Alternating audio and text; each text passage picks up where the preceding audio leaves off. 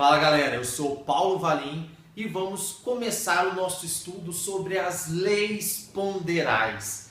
Isso aí, a relação que a massa tem com as reações químicas. E como nós vamos falar de leis ponderais, nós temos que falar da lei de Lavoisier, lei de Proust, lei de Dalton e as leis volumétricas, certo? De Gay-Lussac. Então nós vamos cobrir todo esse assunto nessa sequência de aulas, tranquilo? Para começar, lei de Lavoisier, a lei mais famosa, eu acredito que todo mundo já tenha ouvido falar aquela máxima. Na natureza, nada se cria, nada se perde, tudo se transforma, tranquilo? Então a gente já ouviu isso, mas o que isso quer dizer? O que isso quer dizer? Olha, na natureza, nada se cria, nada se perde, tudo se transforma. Pessoal, quer dizer o seguinte, quer dizer que em uma reação química, a massa se conserva. Por que numa reação química, a massa se conserva? O que isso quer dizer? Quer dizer que tudo que eu coloco para reagir, vai estar no final da reação, vai estar nos produtos. Então tudo que eu coloquei aqui para reagir, vai estar aqui no final. Certo? Ou seja, numa reação química, nada vai se criar, nada vai se perder, apenas vão se transformar. E isso é reação química. O que é reação química? É um rearranjo de átomos. E uma reação química, você tem átomos fazendo um tipo de ligação, eles vão quebrar essas ligações antigas e fazer novas ligações. Então, é apenas uma transformação. Tudo que eu tinha antes, eu vou ter no final. Né? Átomo não vai desaparecer, átomo não faz neném. Certo? Então, tudo que você tem antes, você tem depois. Só que de uma outra maneira. Ligados de uma outra maneira. Nós temos Lavoisier que começou. Lavoisier, ele gostava de pesar tudo, ele fazia tudo quantitativamente. Então ele pesava todas as reações que ele fazia. Ele utilizava uma balança e fazia medições. Media os reagentes e depois os produtos. Ele via que algumas coisas perdiam massa. Ele via que outras coisas ganhavam massa.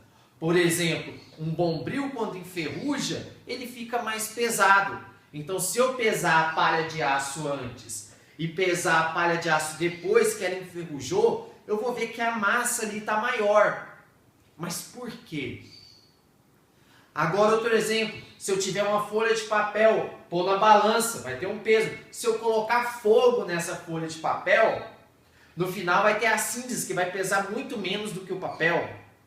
Então, são reações químicas. Mas, professor, essa aí está variando a massa. Né? Eu estou pesando antes tinha o papel, depois tem a síntese e está menor. Mas nós vamos falar sobre isso e você vai entender tudo que vai acontecendo aí. Quando Lavoisier propôs sua teoria, foi basicamente na mesma época em que surgiu a primeira teoria atômica de Dalton. Então aqui, nós não precisamos nos preocupar com elementos químicos. Eu não preciso escrever que gás hidrogênio H2. Tá? Nós vamos preocupar com a substância. É quantitativamente o que eu tinha antes e o que eu tinha depois. Dito isso, presta atenção aqui comigo. Olha só, eu tenho aqui gás, hidrogênio e formando água. Certo? Então, ó, não tenho preocupação de saber quem é o gás hidrogênio, não tenho preocupação de saber quem é o gás oxigênio, qual que é a fórmula, qual que é a estrutura. E nem quem é a água.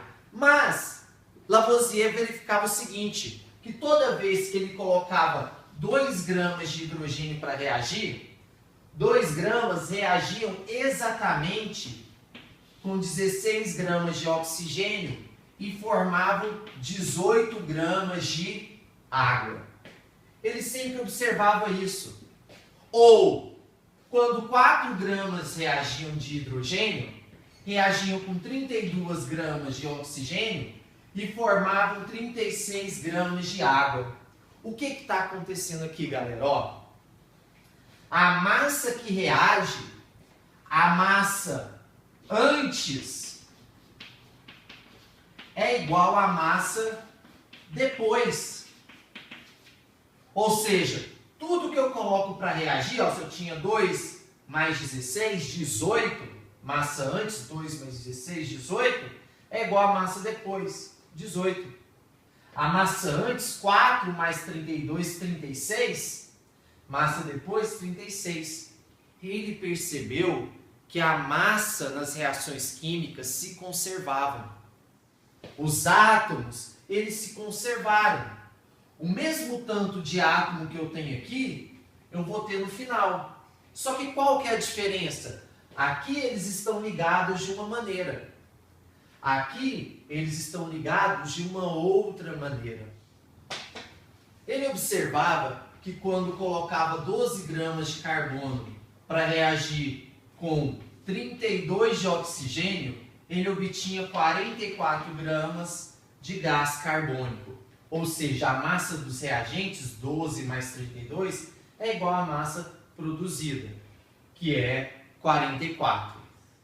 Olha o que a gente consegue ver. O carbono, eu represento pela letrinha C. O gás oxigênio, eu represento pelo O2. E o gás carbônico, eu represento pelo CO2. Então aqui eu tenho carbono. Aqui eu tenho oxigênio, O dupla O. E aqui eu tenho CO2, que tem essa estrutura. O que está acontecendo, galera? Ó, nos reagentes, eu tenho um carbono e 2 oxigênios. No produto, eu também tenho um carbono e 2 oxigênios.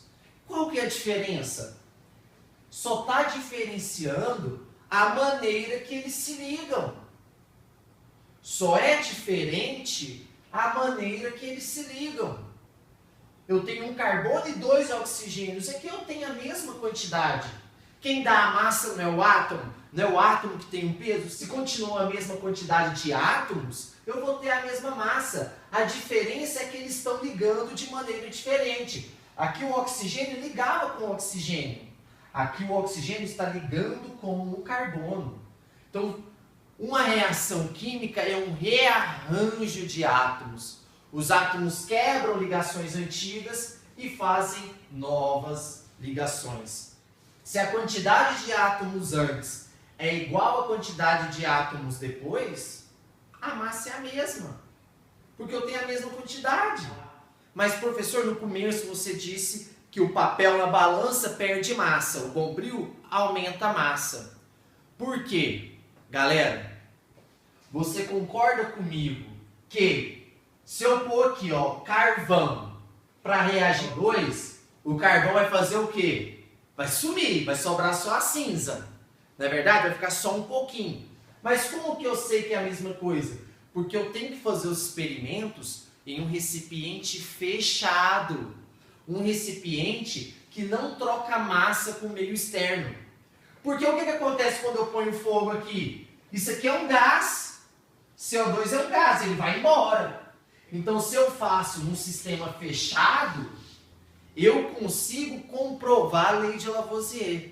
Então, a lei de Lavoisier você consegue provar no sistema fechado. No sistema aberto, a lei de Lavoisier se mantém, é a mesma coisa. Não vai perder, não vai criar. Só que num sistema aberto, você não consegue medir isso. Por quê? Porque se formar um gás, o gás pode ir embora. Então você tem que fazer em um sistema fechado. Um sistema que não troca matéria com o meio externo. Tá? Então, olha só. Nós temos aqui, nós vimos o que é uma reação química. Por que a massa se conserva. Agora, na prática, em um exercício, como que a gente vai aplicar a lei de Lavoisier? Presta atenção. Olha só. O exercício vai te dar um experimento. Então, por exemplo, esse aqui é o primeiro experimento. A gente ocorre, o exercício deu ele pra gente. E a gente sabe que 12 reage com 32 e forma exatamente 44. Mas, se o exercício der um segundo experimento assim, ó, 16 reage com 32 e forma 44. Isso é o que acontece, é o que de fato acontece. Só que agora você tem um segundo experimento, onde você colocou 16 gramas de carbono para reagir com 32 e vai formar os mesmos 44. Galera, aqui entra um conceito muito importante de reagente limitante e excesso. São dois conceitos importantes, porque olha só, eu sei, no meu experimento, ó, que está acontecendo 12 reage exatamente com 32 e forma 44, eu sei que 12 só reage com 32. E aqui eu coloquei 16. Pessoal, se 12 só reage com 32, 32 só vai reagir com 12. Não adianta eu pôr 16. Se eu colocar 16, o que vai acontecer? Só 12 vão reagir e aqui no final eu vou ter um excesso. Eu vou ter excesso no final, ou seja, vai sobrar carbono sem reagir. Então 12 vai reagir e 4, que é a diferença, ó, 16 menos 12 dá 4. E 4, que é essa diferença, vai ficar no final, vai ser resto. Vai ser excesso. Excesso não reage, excesso sobra. Eu pus mais carbono do que dava para reagir. Então, quem que está impedindo que essa reação ocorra? O oxigênio. Porque se tivesse mais oxigênio, ia reagir. Porque 12 reage com 32. 16 precisa de mais. Então, quem que está impedindo essa reação de acontecer? É o oxigênio.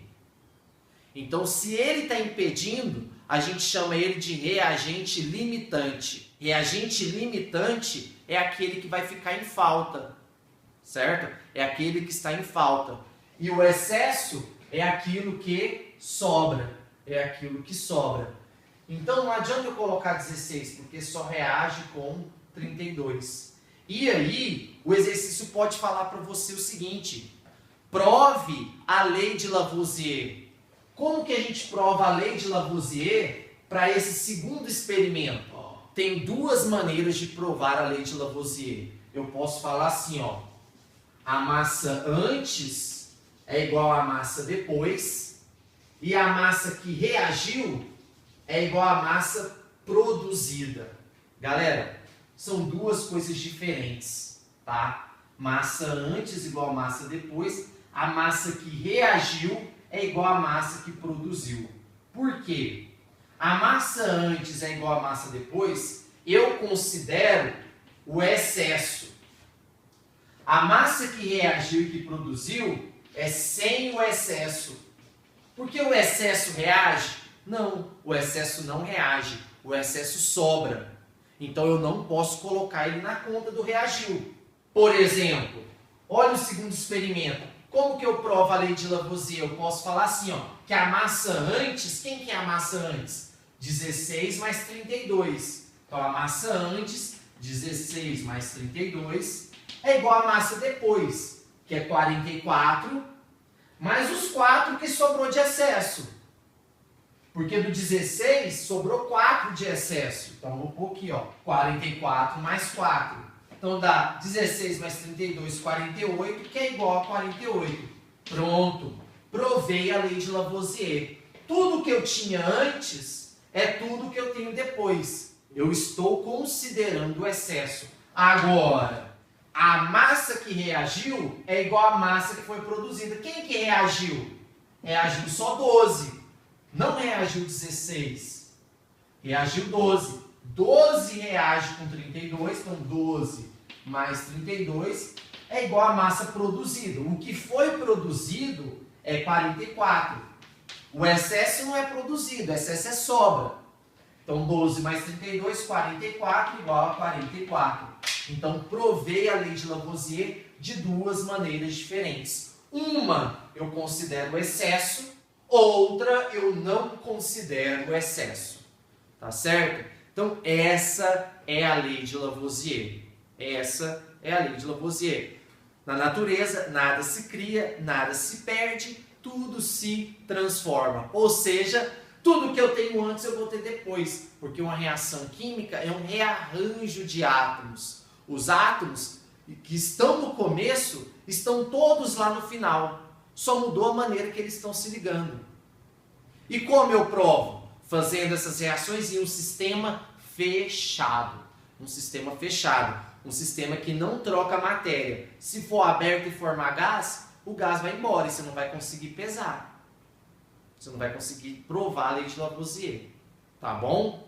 Então, ó, bem sossegado. Nós vamos fazer agora a lei de Proust e depois a lei de Dalton. E depois a gente vai ver como que essas três leis se relacionam, tá? Mas antes de entrar na lei de Proust, a nossa próxima aula vai ser uma Zona Nerd bem rapidinha sobre um assunto bem legal.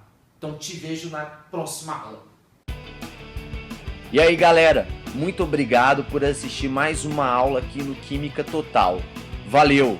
Mas espera aí, se você quer saber quais serão os conteúdos das nossas próximas aulas, se você quer saber quando sairão as nossas próximas aulas, curta a nossa página no Facebook. É uma ótima maneira de você ajudar e ainda por cima ficar informado de tudo que acontece aqui no Química Total.